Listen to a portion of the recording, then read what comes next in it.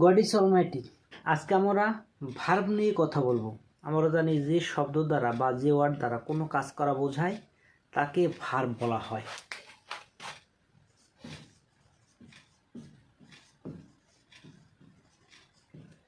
ভার্বের অর্থ হচ্ছে ক্রিয়া। ভার্ব হচ্ছে বাক্যের প্রাণ। আপনি যদি বাক্যে ভার্ব না বসান তাহলে কিন্তু বাক্যটি পরিপূর্ণ হবে না, ইনকমপ্লিট থেকে যাবে।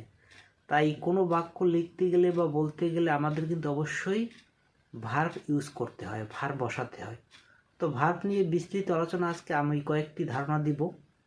ভার্বের কয়টি রূপ রয়েছে, ভার্বের কয়টি ফর্ম রয়েছে, এটি কিন্তু আমাদের অবশ্যই জানতে হবে। তো ভার্বের 6টি ফর্ম রয়েছে। ভার্বের 6টি ফর্ম রয়েছে। এই 6টি ফর্ম কিন্তু জানা আমাদের একান্ত জরুরি। এই 6টি যদি আমাদের জানা না থাকে তাহলে কিন্তু আমরা সেন্টেন্স লিখতে গেলে বলতে গেলে কিন্তু ভুল করব।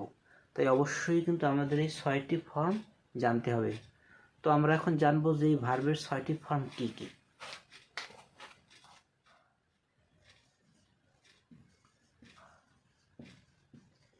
এক নম্বরে হচ্ছে বেস ফর্ম, যেটাকে আমরা অনেকে V1 বলে থাকি।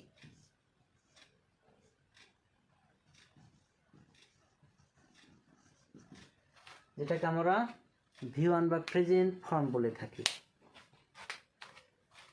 2 নম্বর হচ্ছে S বা ES ফর্ম, S বা ES ফর্ম। 3 নম্বর হচ্ছে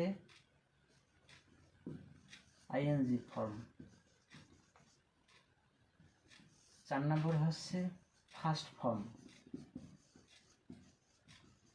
যেটাকে আমরা V2 বলে থাকি। 5 নম্বর হচ্ছে ফার্স্ট পার্টিসিপেল।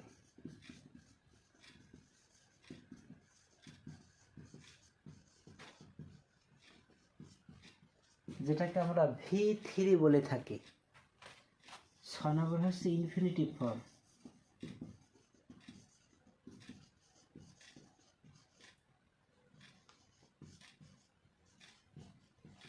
অর্থাৎ 2 প্লাস V1।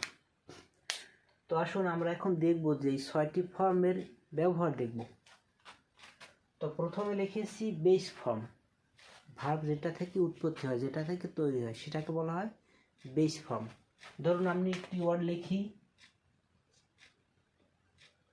খাম। খাম শব্দের অর্থ হচ্ছে আশা। এটি কিন্তু বেস ফর্ম। খাম থেকে কিন্তু সব উৎপত্তি হয়েছে। খেম, খাম, খামিং, খামস, টু খাম, এগুলো কিন্তু খাম থেকে উৎপত্তি হয়েছে। মূল শব্দটি হচ্ছে খাম, বেস ফর্ম যেটাকে আমরা বলি, যেটা থেকে উৎপত্তি হয়েছে, যেটা থেকে তৈরি হয়েছে। তো এটার সাথে যদি আমরা এস বা ই যোগ করি তাহলে হয় কি খামস।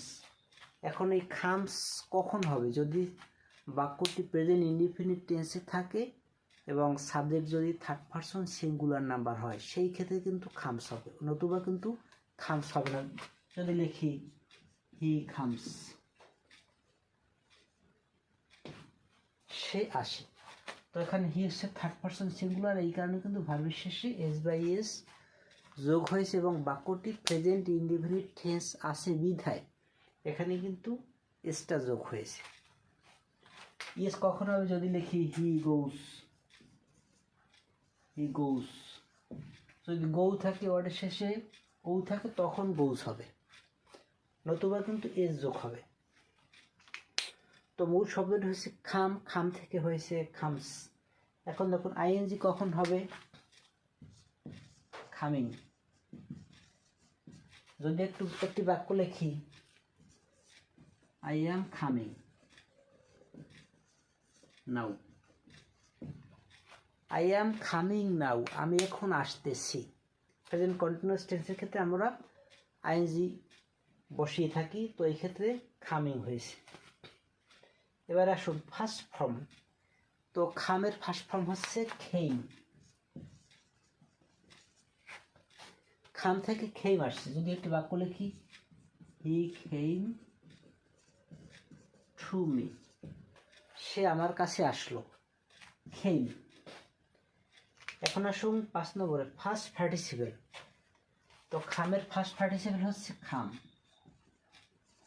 যেরকম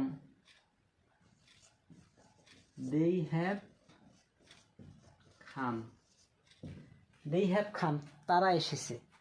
তো এখানে দেখুন ফার্স্ট পার্টিসিপেল খাম কিন্তু ভিতরি রূপে বসেছে। ভিতরি রূপে কোথায় বসবে? যদি বাক্যটি প্রেজেন্ট পারফেক্ট টেন্স অথবা ফার্স্ট পারফেক্ট টেন্স অথবা ফিউচার পারফেক্ট টেন্সে থাকে, সেই ক্ষেত্রে কিন্তু ভিতরিটা বসবে, এছাড়া কিন্তু বসবে না ভিতরি। এরপরে আসুন লাস্টে ইনফিনিটিভ ফর্ম। তো ইনফিনিটিভ কোনটা? যেটা টু প্লাস ভার্বের বেস ফর্ম, সেটা হচ্ছে ইনফিনিটিভ ফর্ম। তো মূল ভার্ব হচ্ছে খাম, এটাকে যদি আমরা লিখি টু খাম, যার অর্থ হচ্ছে আসতে। এটা যদি বাক্য লিখি হি ওয়ান্টেড টু খাম, সে আসতে চেয়েছিল। তো এখানে টু, হি ওয়ান্টেড টু খাম, সে আসতে চেয়েছিল। তো টু খাম এখানে লিখেছি। তো এইভাবে কিন্তু আমাদের এই 6টি ফর্ম কিন্তু স্পষ্ট, 6টি ফর্ম সম্পর্কে কিন্তু আমাদের ধারণা থাকতে হবে। তাহলে কিন্তু যে কোনো বাক্য লিখতে গেলে, বলতে গেলে আমাদের কিন্তু আর ভুল হওয়ার সম্ভাবনা খুবই কম থাকবে।